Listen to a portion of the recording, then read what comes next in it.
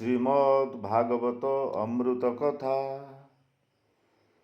ଆତ୍ମତ୍ରାଣ ଅୟାରମ୍ଭ ଭାଗ ଏକ। ଓಂ ନମୋ ଭଗବତେ ବାସୁଦେବାୟ। ବନ୍ଧୁମାନେ, ଶ୍ରୀମଦ୍ ଭାଗବତ ମହାପୁରାଣ ହେଉଛି ଏକ ଅମୂଲ୍ୟ ଗ୍ରନ୍ଥ, ଯାହାକି ଜୀବନ୍ତ ବେଦ ସ୍ୱରୂପ, ଯେଉଁ ବେଦରେ କି ଜୀବନ ପ୍ରବାହିତ ହେଉଛି। ତେଣୁ ଶ୍ରୀମଦ୍ ଭାଗବତ ମହାପୁରାଣ ହେଉଛି ଭଗବାନ ଶ୍ରୀକୃଷ୍ଣଙ୍କର ମୁଖ ନିଃସୃତ ବାଣୀ, ଯାହାକି ସେ ତାଙ୍କ ଭକ୍ତମାନଙ୍କୁ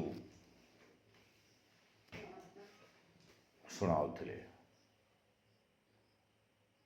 ଏହି ଶ୍ରୀମଦ୍ ଭାଗବତ ହେଉଛି ଏଭଳି ଏକ ଗ୍ରନ୍ଥ, ଯାହାକି ସନାତନ ବା ହିନ୍ଦୁ ଧର୍ମର ସମ୍ବିଧାନ କହିଲେ ଅତ୍ୟୁକ୍ତି ହେବ ନାହିଁ। ତେଣୁ ଏହି ଜୀବନ୍ତ ପିଣ୍ଡଟି ଏ ସଂସାର ଯେତେ ଜୀବ ଜଗତ ଅଛି, ମଣିଷ ଠାରୁ ଆରମ୍ଭ କରି ଗଛଲତା ପର୍ଯ୍ୟନ୍ତ ସମସ୍ତଙ୍କର ଗୋଟେ ଆତ୍ମା ଅଛି। ସେଇ ଆତ୍ମତ୍ରାଣ ପାଇଁ ଏହି ଶ୍ରୀମଦ୍ ଭାଗବତ ମହାପୁରାଣ ଅତ୍ୟନ୍ତ ଜରୁରୀ, ନିତ୍ୟନ୍ତ ଆବଶ୍ୟକ, ସବୁ କ୍ଷେତ୍ରରେ ଆବଶ୍ୟକ। ତେଣୁ ଏହି ଶ୍ରୀମଦ୍ ଭାଗବତ ମହାପୁରାଣଟି ସମୟର ନିର୍ଦ୍ଦେଶରେ ଭଗବାନ ଶ୍ରୀକୃଷ୍ଣଙ୍କର ଆଶୀର୍ବାଦରୁ ବେଦବ୍ୟାସଙ୍କ କରଣୀ ଲିଖନୀରେ ଏହା ଲିପିବଦ୍ଧ ହୋଇଛି। ତେଣୁ ଏହି ଶ୍ରୀମଦ୍ ଭାଗବତ ଗୀତାର ମୂଳ ରଚୟିତା ହେଉଛନ୍ତି ମହର୍ଷି ବେଦବ୍ୟାସ।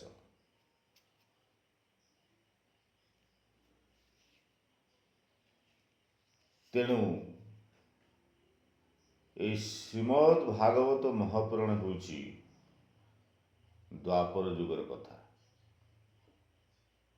ଯୁଗ ଆଜ୍ଞା ଚାରି ପ୍ରକାରର। ପ୍ରଥମେ ସତ୍ୟ ଯୁଗ,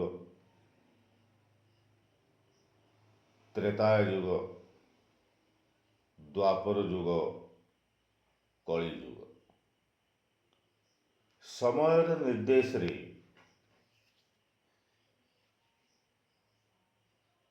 ତାକୁ ଡିସେଣ୍ଟ୍ରାଲାଇଜେସନ କରାଗଲା, ଯାହାକି ବିକେନ୍ଦ୍ରୀକରଣ।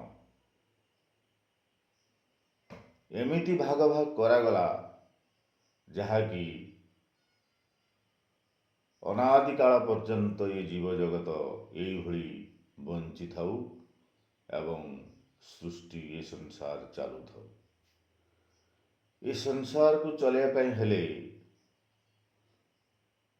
ବିଭାଜନ ପ୍ରକ୍ରିୟାରେ, ବିକେନ୍ଦ୍ରୀକରଣ ପ୍ରକ୍ରିୟାରେ ଚଳାଇବା ପାଇଁ ପଡ଼ିଥାଏ। ଯେଭଳି ସରକାର ଚାଲୁଛି, ସେଭଳି ଏ ସଂସାର ମଧ୍ୟ ସମାନ ଢଙ୍ଗରେ ଚାଲୁଛି। ବିକେନ୍ଦ୍ରୀକରଣ ହେଲେ ସମସ୍ତଙ୍କର ବ୍ୟବସ୍ଥା, ସମସ୍ତଙ୍କର ଦାୟିତ୍ୱ ଅଲଗା ଅଲଗା ହୋଇଯିବ ଏବଂ ସୁରୁଖୁରୁରେ ଏ ସଂସାର ଚଳେଇ ହେବ। ତେଣୁ ଚାରି ଯୁଗ ସ୍ଥାପନା କରାଗଲା। ଯେଭଳି ବଞ୍ଚିବା ପାଇଁ ହେଲେ ଚାରୋଟି ବେଦ ସୃଷ୍ଟି କରାଯାଇଥିଲା, ଏହି ତ୍ରିଦେବଙ୍କ ଦ୍ୱାରା, ବ୍ରହ୍ମ ବିଷ୍ଣୁ ମହେଶ୍ୱରଙ୍କ ଦ୍ୱାରା। କଣ ସେ ବେଦ? ନା ଋକ୍ ବେଦ, ସାମ ବେଦ, ଯଜୁର୍ବେଦ, ଅଥର୍ବ ବେଦ। ଏହି ଚାରି ବେଦକୁ ଅନୁସରଣ କରି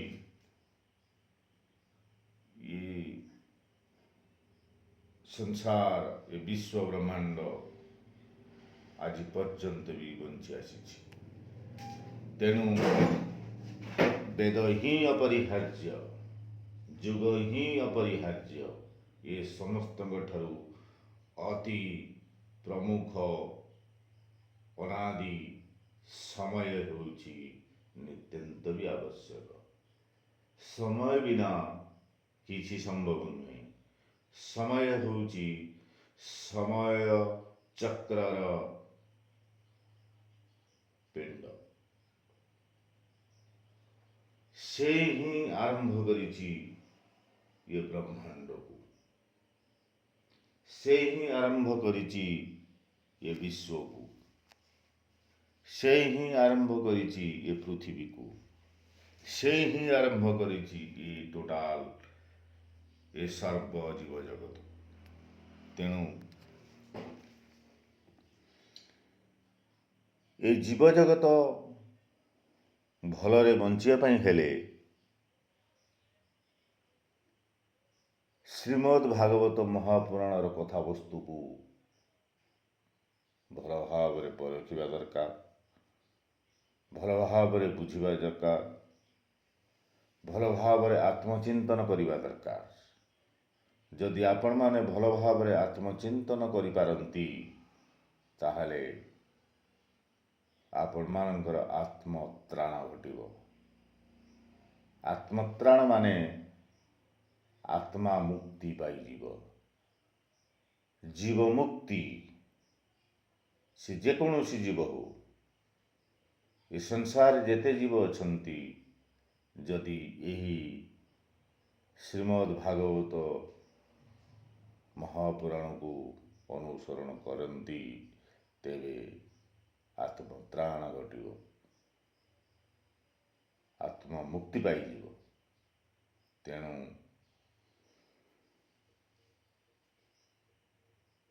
ଆପଣମାନେ ଶତ ପ୍ରୟାସ କରନ୍ତୁ, କିଛି ନା କିଛି ସମୟ ବାହାର କରି ଏ ଅମୃତବାଣୀକୁ ଶୁଣନ୍ତୁ, ପଢ଼ନ୍ତୁ ଏବଂ ବୁଝନ୍ତୁ। ଖାଲି ଶୁଣିଲେ ଆଜ୍ଞା ହେବ ନାହିଁ, ଖାଲି ପଢ଼ିଲେ ଆଜ୍ଞା ହେବ ନାହିଁ, ତାକୁ ଅନୁସନ୍ଧାନ ବି ଦରକାର, ତାକୁ ବିଚାର କରିବା ବି ଦରକାର, ତାକୁ ଭଲ ଭାବରେ ବୁଝିବା ବି ଦରକାର। ଆପଣମାନେ ଶୁଣୁଥିବେ ଭାଗବତ ଆଏ ପଢ଼ି ଦେଉଛନ୍ତି, ଆପଣମାନେ ଶୁଣି ଦେଉଛନ୍ତି, କିନ୍ତୁ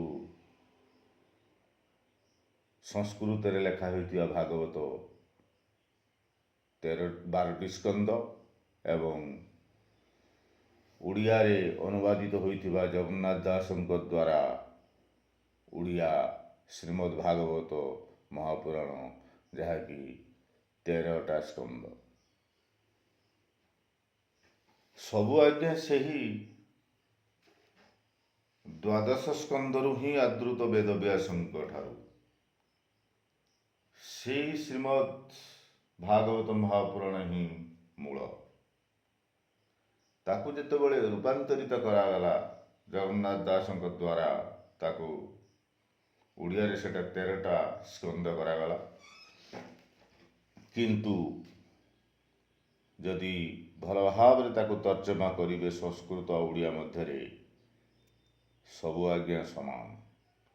ସରଳୀକରଣ କଲେ ଜଗନ୍ନାଥ ଦାସ, ଯାହାକି ଏ ଓଡ଼ିଆ ମନ ପ୍ରାଣ ଦେଇ ବୁଝିପାରିବେ, ବୁଝିଲେ ଯାଇ ଅନୁସନ୍ଧାନ କରିପାରିବେ। ନ ବୁଝିଲା ପର୍ଯ୍ୟନ୍ତ ଏ ମଣିଷ କେବେ ବି ଅନୁସନ୍ଧାନ କରିପାରିବ ନାହିଁ। ତେଣୁ ତାକୁ ସରଳୀକରଣ କରିବା ପାଇଁ 13ଟି ସ୍କନ୍ଧରେ ବିଭାଜିତ କରିଛନ୍ତି ଶ୍ରୀମଦ୍ ଭାଗବତ ମହାପୁରାଣକୁ। କିନ୍ତୁ ସଂସ୍କୃତରେ ଲିପିବଦ୍ଧ ଥିବା ଯେଉଁ 12ଟି ସ୍କନ୍ଧ ମହାଭାରତରେ ମହାପୁରାଣରେ, ଭାଗବତ ମହାପୁରାଣରେ, ସେ ହିଁ ସମାନ, ସବୁ ହିଁ ସମାନ, କିନ୍ତୁ ଟିକିଏ ଭିନ୍ନ ଅଛି ସଂସ୍କୃତ ଓଡ଼ିଆ ଅପେକ୍ଷା। ଯିଏ ଯେଉଁ ବାଟରେ ସରଳୀକରଣ କରି ବ୍ୟାଖ୍ୟା କରି ଲୋକଙ୍କ ପ୍ରିୟ ଭାଜନ ହୋଇପାରିଲା, ଏହା ଏକ ଭିନ୍ନ କଥା। ତେଣୁ ଏ ଯେଉଁ ବ୍ରହ୍ମାଣ୍ଡ କହୁଛନ୍ତି, ବ୍ରହ୍ମାଣ୍ଡ ଆଜ୍ଞା ପ୍ରଥମ। ଏହି ତ୍ରିଦେବ ବ୍ରହ୍ମା ବିଷ୍ଣୁ ମହେଶ୍ୱର ସମୟର ନିର୍ଦ୍ଦେଶରେ ବ୍ରହ୍ମାଣ୍ଡକୁ ସୃଷ୍ଟି କରିଛନ୍ତି। ଏ ବ୍ରହ୍ମାଣ୍ଡରେ ଆଜ୍ଞା କେତେ ଯେ ବିଶ୍ୱ ଅଛି ତାହା ଅକଳ୍ପନୀୟ। ତେଣୁ ଗୋଟିଏ ବ୍ରହ୍ମାଣ୍ଡ ଭିତରେ ଅଶେଷ ବିଶ୍ୱ, ତାହାରି ମଧ୍ୟରୁ ଆମ ବିଶ୍ୱ ହେଉଛି ଅନ୍ୟତମ, ଯେଉଁ ବିଶ୍ୱରେ ହିଁ ସୂର୍ଯ୍ୟ ହିଁ ମୂଳ ପିଣ୍ଡ, ସୂର୍ଯ୍ୟଦେବ ସେ ହିଁ ପ୍ରମୁଖ, ସେ ହିଁ ମୂଳ ତତ୍ତ୍ୱ। ସୂର୍ଯ୍ୟଙ୍କ ବିନା ଏ ବିଶ୍ୱ ଅସମ୍ଭବ। ତେଣୁ ସୂର୍ଯ୍ୟ ହିଁ ଧରି ରଖିଛନ୍ତି ସମୟଚକ୍ର, ଏ ନବଗ୍ରହ ମଣ୍ଡଳ। ଏହି ନବଗ୍ରହ ମଣ୍ଡଳ ଭିତରେ ଆହୁରି ଅନେକ ବି ଉପଗ୍ରହ ମଣ୍ଡଳ ଅଛନ୍ତି। ସେ ଆଜ୍ଞା ସମସ୍ତଙ୍କୁ ଭିଡ଼ିକି ଧରିଛି, ଟାଣିକି ଧରିଛି ଏହି ସମୟର ଚକ୍ରରେ। ତେଣୁ ସୂର୍ଯ୍ୟ ହିଁ ହେଉଛନ୍ତି ଆମର ପିଣ୍ଡ ଦେବ। ତାଙ୍କ ବିନା ଆଜ୍ଞା ଜଗତ ବଞ୍ଚିବା ଅସମ୍ଭବ। ତେଣୁ ସୂର୍ଯ୍ୟଦେବଙ୍କୁ ଆପଣମାନେ ଆରାଧନା କରନ୍ତୁ, ନିଶ୍ଚିତ ଆପଣଙ୍କ ପଥ ସୁଗମିତ ହେବ। ନିଶ୍ଚିତ ଆପଣଙ୍କ କର୍ମ ସୁକର୍ମ ହେବ। ଆପଣଙ୍କ ଚିନ୍ତନ ପ୍ରକୃତ ଚିନ୍ତନ ହୋଇପାରିବ। ତେଣୁ ଭଗବାନ ଶ୍ରୀକୃଷ୍ଣଙ୍କ ମୁଖ ନିଃସୃତ ବାଣୀ ଦ୍ୱାପର ଯୁଗରେ ହିଁ ସେ ଭକ୍ତମାନଙ୍କୁ ଶୁଣାଉଥିଲେ। ସେହି ଅମୃତ ବାଣୀ ଯାହାକି ବେଦବ୍ୟାସ ରଚନା କରିଛନ୍ତି ଶ୍ରୀମଦ୍ ଭାଗବତ ମହାପୁରାଣ ରୂପରେ, ତାକୁ ହିଁ ଆପଣ ଅନୁସରଣ କରନ୍ତୁ।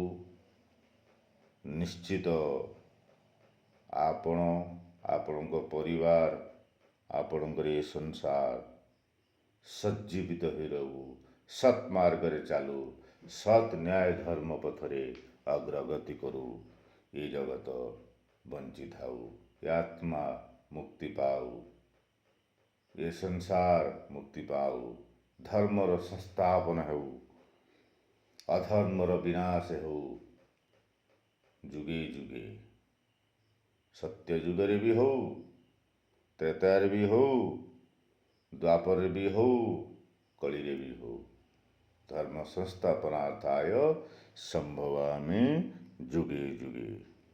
ତେଣୁ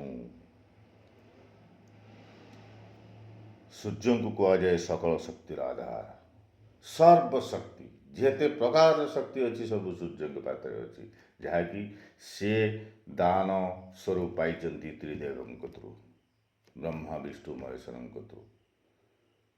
ବ୍ରହ୍ମା ବିଷ୍ଣୁ ମହେଶ୍ୱର ହିଁ ସୂର୍ଯ୍ୟଙ୍କୁ ଦେଇଛନ୍ତି ଅଶେଷ ତେଜ,